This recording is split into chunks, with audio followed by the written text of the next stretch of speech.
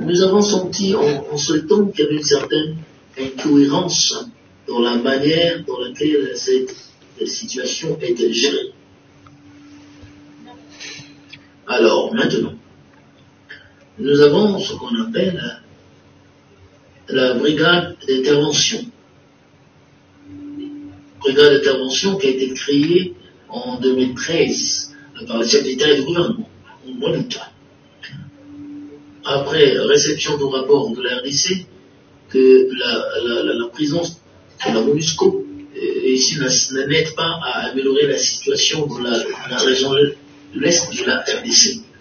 Et les chefs d'État et le gouvernement ont décidé qu'on a besoin d'une organisation, d'une intervention d'une équipe plus solide qui va repousser les rebelles.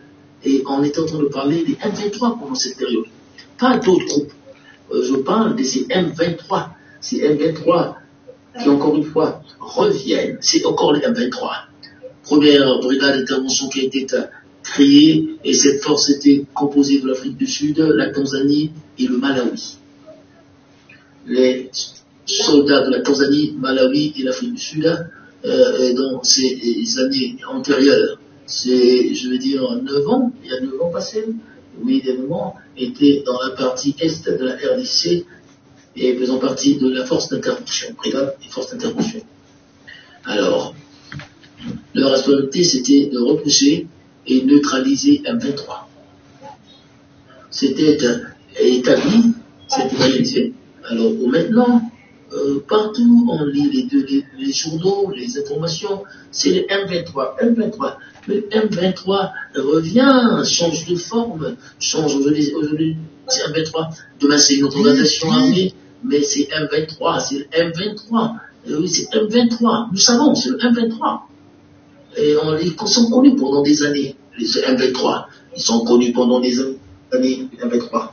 Alors, même le Conseil de sécurité connaît que cette information est claire de ces M23. Ils sont parrainés, ces M23. Ils sont parrainés, c'est connu. Est-ce que c'est pour l'intérêt de ces États ces États extérieurs pour neutraliser le M23? Est-ce qu'ils veulent vraiment neutraliser le M23 pour que ce conflit dans la partie orientale de la RDC puisse terminer? C'est dans l'intérêt de ces États-là, étrangers, de ces États qui, en fait, font partie du Conseil de paix et de sécurité. Le point, chers collègues, est clair. C'est pas de l'intérêt de qui que ce soit. Oui, certains pays ne veulent pas trouver la solution à ce problème. Pourquoi? Parce qu'ils sont en train de profiter des minerais de la population de la RDC. Alors, les minerais qui n'ont pas été acquis d'une manière claire et vraiment d'une économie illégale et illicite. Alors, pendant des années, il n'y a pas eu d'intérêt des membres du Conseil de paix et de sécurité pour s'assurer que la RDC puisse avoir l'appui qu'il faut afin que ce conflit puisse prendre temps. Il n'y a pas de volonté. Non, il n'y a aucune volonté. Alors, par conséquent, maintenant que le président de l'Assemblée de la RDC, je dois pour poser la question, de savoir. Je ne comprenais pas bien, mais où on va parler, où nos décisions seront relayées. Je suis peut-être nouvelle ici, honorable président, mais j'étais ministre de la Défense de l'Afrique du Sud pendant 9 ans, ministre de la Défense de l'Afrique du Sud pendant 9 ans. Et par conséquent, j'ai l'histoire, je connais ce qui se passe, et aussi l'expérience pratique de ce qui se passe dans la partie de l'Est de la RDC. On a déployé les soldats, les troupes, je sais, et je me rappelle, il y avait une sorte de mode ministre qui toujours sachez qu'est-ce qui se passe, voilà, quand les soldats étaient là-bas en RDC. Now, maybe we need to... Peut-être qu'on a besoin d'être un peu plus fort.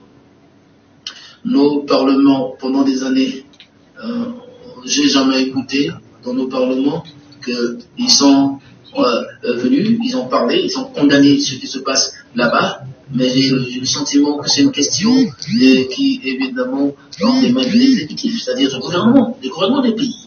Alors, les parlements aussi, nous avons moins dit. en la matière.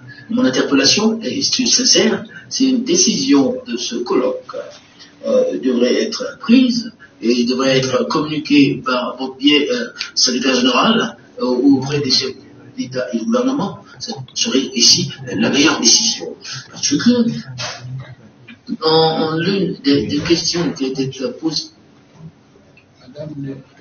les forces d'intervention, afin que d'autres États membres aussi puissent déployer leurs troupes dans cette partie orientale, comme étant évidemment la brigade d'intervention à l'Afrique du Sud, la Tanzanie, le Malawi, et devraient commencer à se retirer pour donner la main à d'autres forces. Et c'était ça la décision. Tous, on devrait bien agir.